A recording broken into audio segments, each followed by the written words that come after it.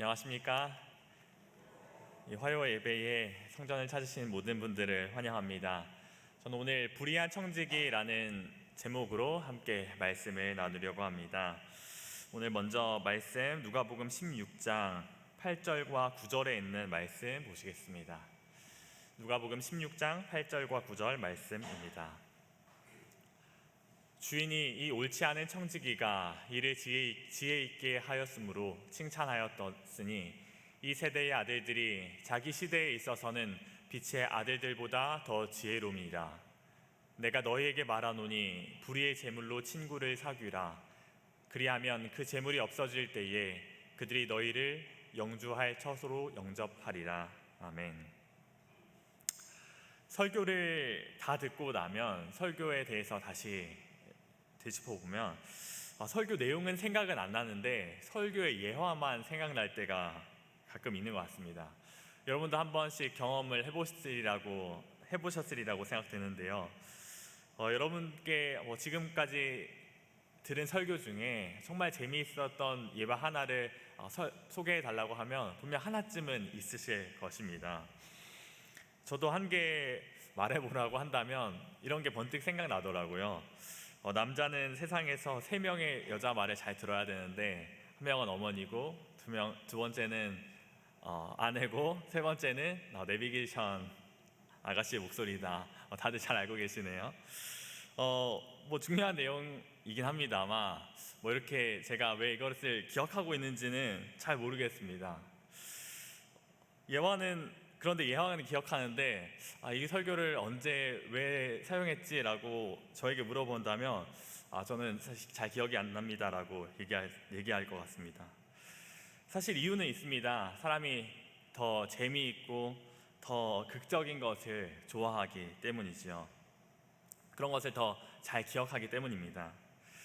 사실 이 예수님의 이 비유도 그렇습니다. 이 청지기 비유도 분명 이 이야기는 들어본 것 같은데 이 교훈이 분명 무엇일까 이런 의문점이 들곤 합니다.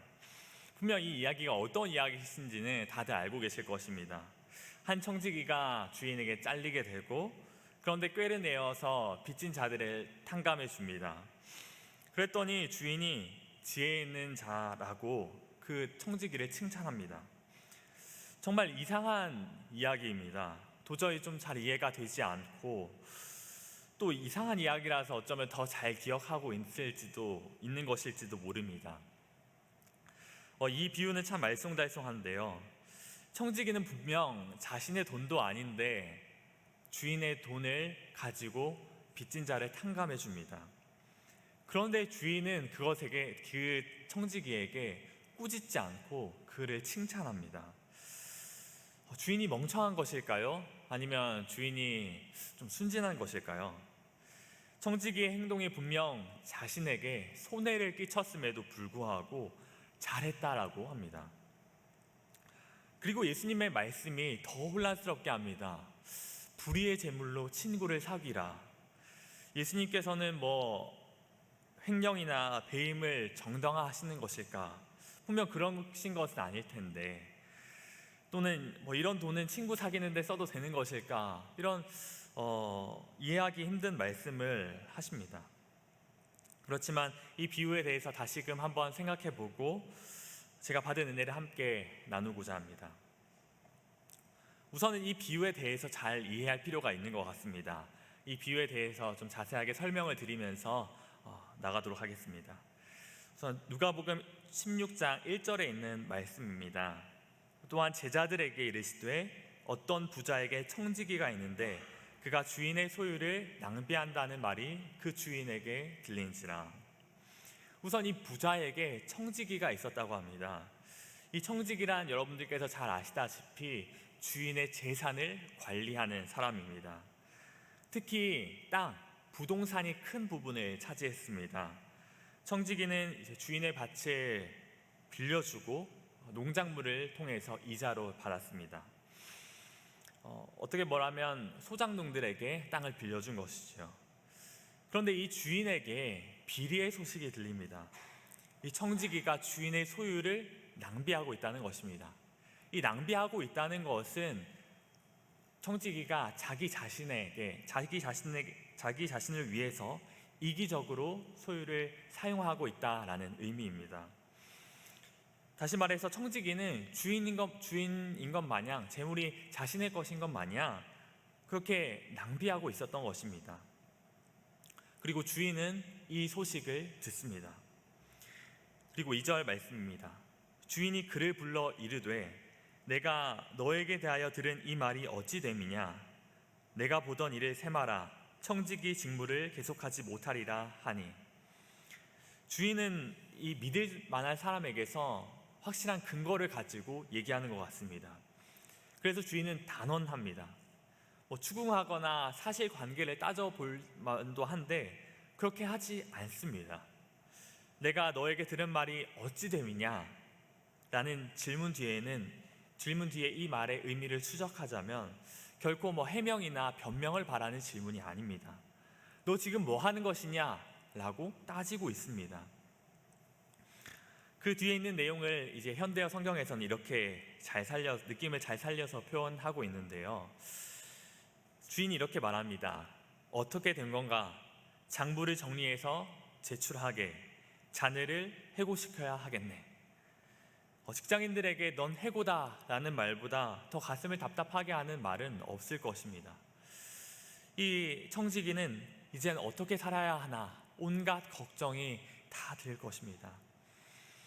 넌 해고니 장부를 제출하라, 회계 장부를 제출하라 라고 이렇게 말합니다. 이때부터 청지기는 그의 권한을 빼앗긴 것입니다. 이제는 아무 권한도 행사해서는 안 됩니다. 그런데 또 이상하게 주인은 이 청지기를 바로 옥에 가두지 않고 청지기에게 스스로 회계 장부를 가지고 오라라고 합니다. 분명 어떻게 보면 충분히 그 회계 장부를 조작할 수도 있지 않을까 이런 생각이 들기도 합니다. 그런데도 그에게 틈을 주는 것은 이 주인이 청지기에게 그래도 은혜를 주고자 하는 마음을 넌지시 표현한 것은 아닐까요? 어쨌든 그렇게 주인은 청지기에게 회계 장부를 가지고 오고 넌 해고다라고 말하고 있습니다. 그런데 청지기는 아무 말 하지 않습니다. 보면 변명을 해볼 법만도 한데 그런 아무 변명을 하지 않습니다. 이렇게 말할 수 있을지도 모르겠는데 예를 들면 오해입니다. 어디서 그런 말을 들으셨습니까? 이런 말을 한다든지요. 아니면 솔직하게 죄송합니다. 그렇지만 저의 우정을 봐서 한 번만 봐주십시오. 이런 얘기를 할 법도 한데 전혀 그런 말을 하지 않습니다. 그 청지기는 주인의 선고에 침묵합니다. 그러면 그 청지기는 자신이 범죄를 저질렀다는 것입니까? 하지 않았다는 것입니까? 했다는 것이죠. 사실 이 침묵은 동의를 뜻합니다. 제가 어렸을 때 아버지께 혼나면 아무 말도 하지 않았습니다. 잘못했다고 솔직하게 얘기하려니 자존심이 상하고 또 잘못을 아니라고 하니 그건 거짓말이니까 못할 것 같고 그래서 아무 말 없이 침묵으로 그 앞에 무릎 꿇고 있었습니다. 이 청지기의 침묵은 말없는 시인이었습니다. 자신이 잘못했다는 것을 동의하는 것이었습니다. 그리고 청지기의 독백이 시작됩니다. 연극이라면 주변이 캄캄해지고 그 청지기에게 스포트라이트가 비춰질 것입니다. 이렇게 말합니다. 내 직분을 빼앗겼으니 내가 무엇을 할까? 땅을 파자니 힘이 없고 빌어먹자니 부끄럽구나. 구걸하자니 창피하구나. 이런 얘기를 하고 있습니다. 내가 정말 큰 부자 아래서 떵떵거리면서 살았는데 나보고 공사판에서 막노동하고 땅 파면서 농사를 지으라고? 안 돼, 난 절대 할 수 없어. 이렇게 얘기하고 있는 것입니다. 이 당시에도 많은 사람들이 정신 노동이 육체 노동보다 더 가치 있다라고 생각했다고 합니다. 물론 성경적으로는 그렇지 않지만요. 청지기는 자신에게 명예와 위신이 있는데 어떻게 내가 그 일을 할 수 있냐 라면서 한탄하고 있습니다. 자신의 신세를 한탄하고 있는 그런 모습입니다. 그런데 이 청지기에게 해결책이 떠올랐습니다. 내가 할 일을 알았도다. 이렇게 하면 직분을 빼앗긴 후에 사람들이 나를 자기 집으로 영접하리라 하고, 청지기는 번뜩 생각이 떠오릅니다. 옳지, 내가 무엇을 해야 할지 알았다. 나를 맞아줄 사람, 친구들을 만들어 놔야 되겠다, 이렇게 생각합니다. 분명 주인이 회계 장부를 가지고 오라고 했습니다. 시간이 얼마 없었을 것입니다.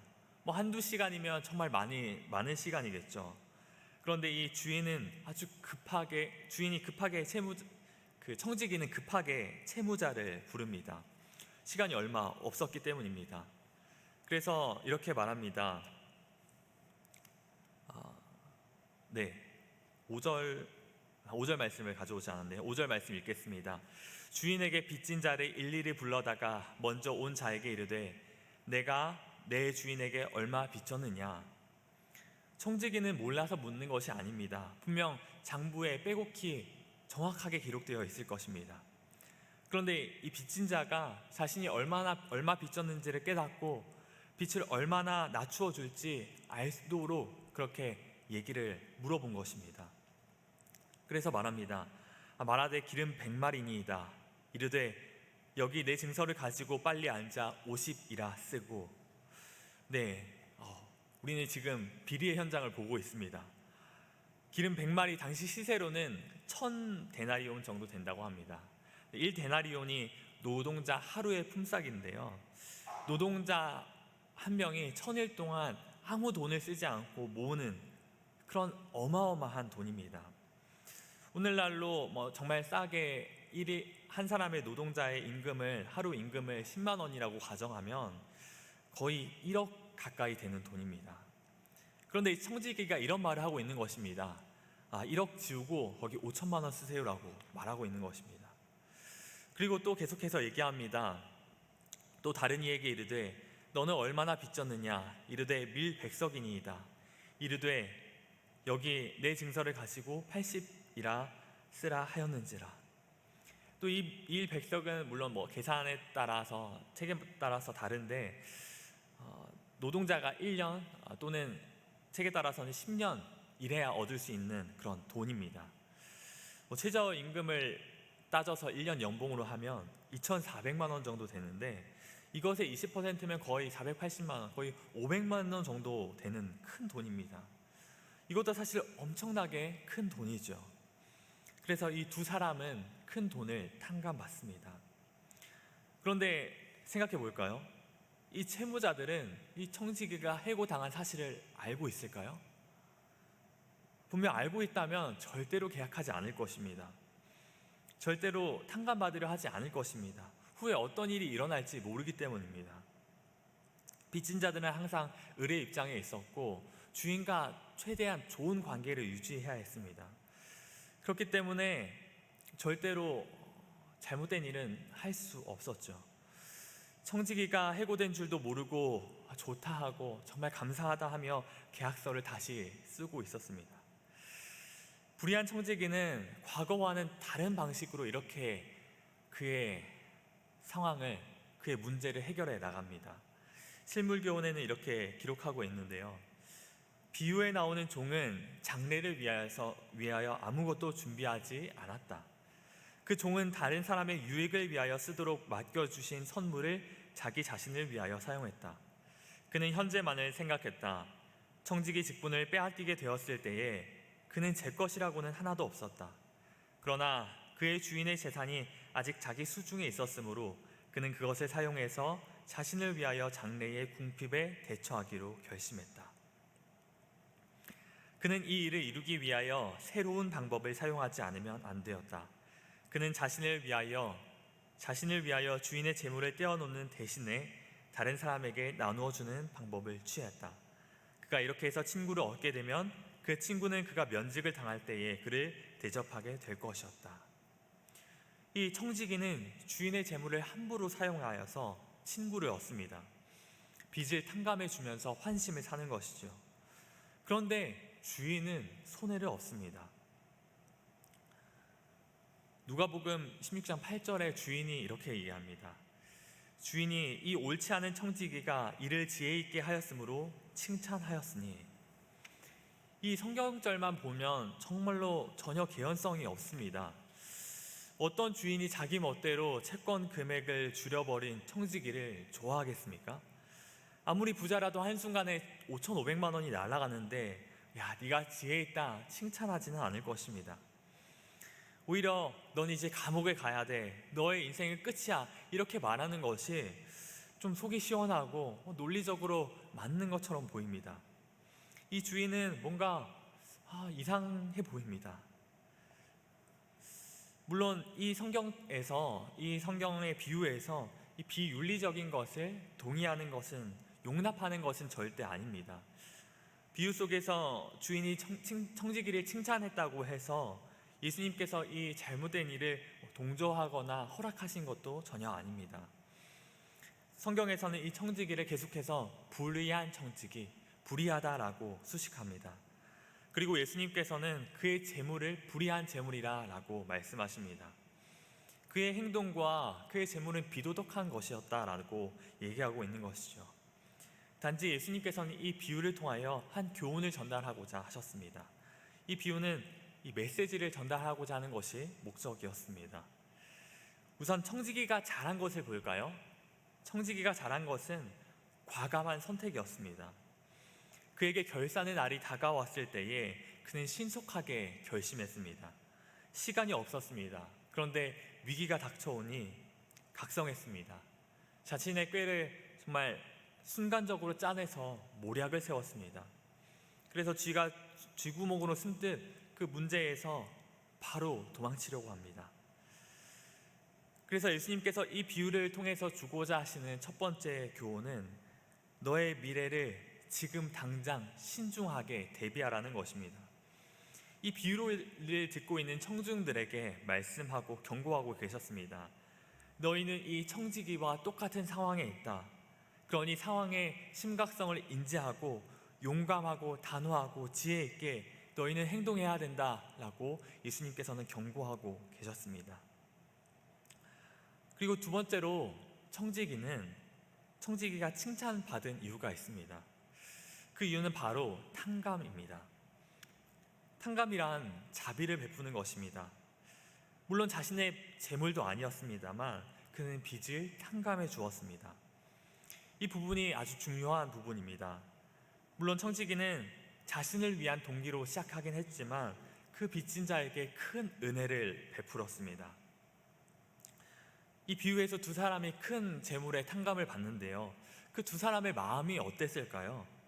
분명 감사한 마음이 가득 넘쳤을 것입니다. 가만히 있을 수 있었을까요?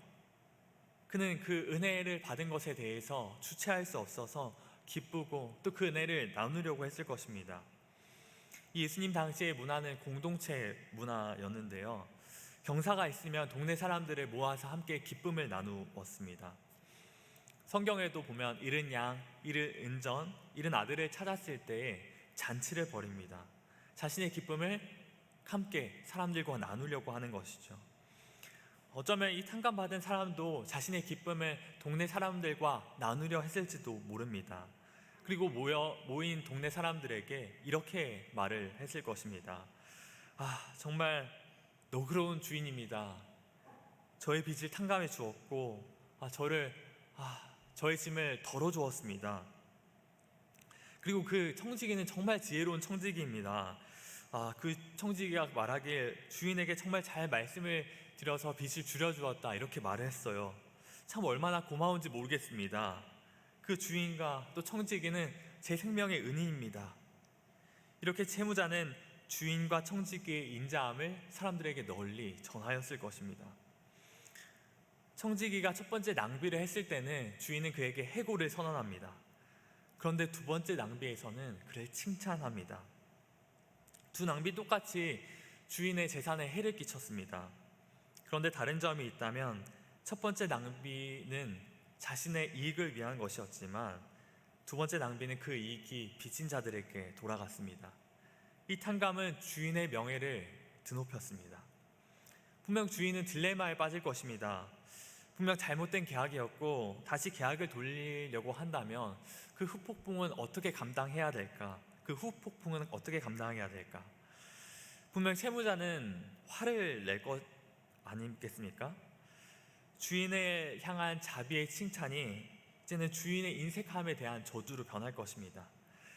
청지기가 잘못 계약했으니 파기하겠다라고 말할 수 있습니다. 하지만 그 청지기를 고용한 사람은 주인입니다. 어쨌든 그 주인의 명예가 실추되는 것은 당연한 것 아니겠습니까?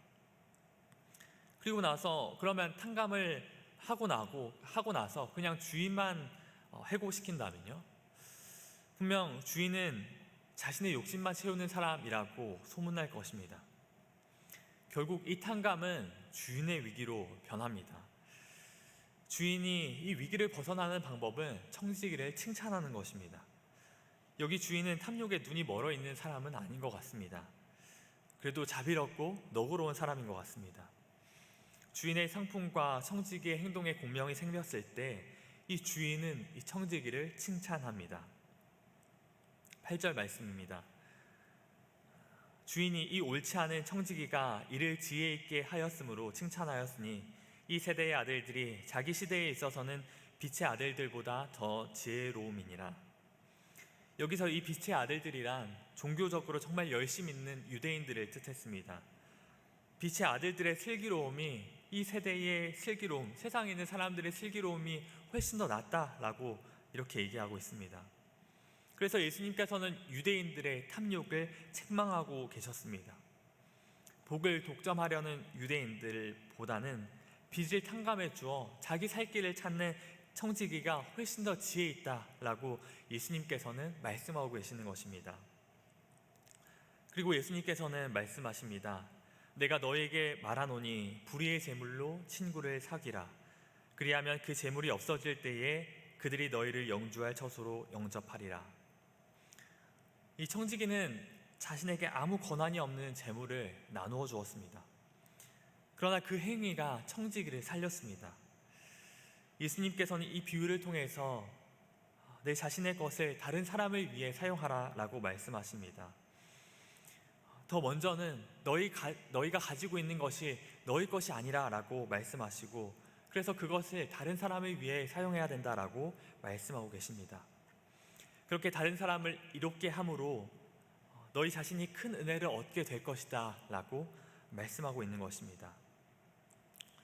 불의한 청지기가 나오는 이 누가복음 16장 말씀, 그 16장의 전에는 15장의 말씀이 있는데요, 이 15장의 말씀에는 바로 탕자의 비유가 있습니다. 이 탕자의 비유와 이 불의한 청지기 비유에는 뭔가 조금 유사성이 있습니다.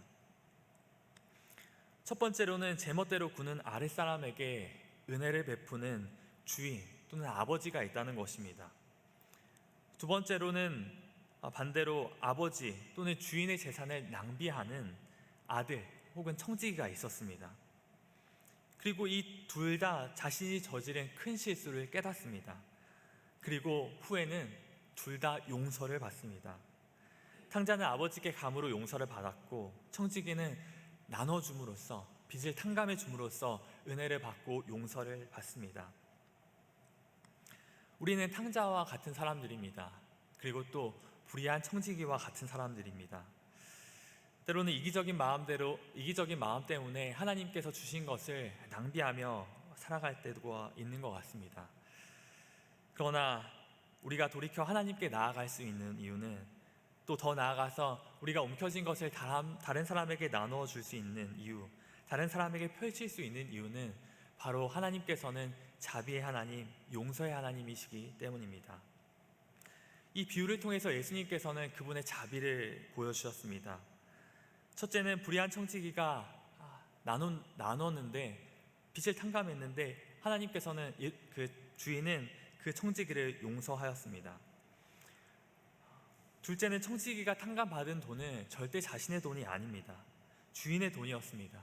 그러나 청지기가 은혜를 입었습니다. 우리의 것도 마찬가지입니다. 우리의 것이 하나님의 것이지만 우리 자신의 것으로 하나님께 영광을 돌릴 때 하나님께서는 우리를 높이십니다. 세 번째로 하나님께서는 이 비유를 통하여 말씀하고자 하시는 것은 빚진 자를 돌보셨다는 것입니다.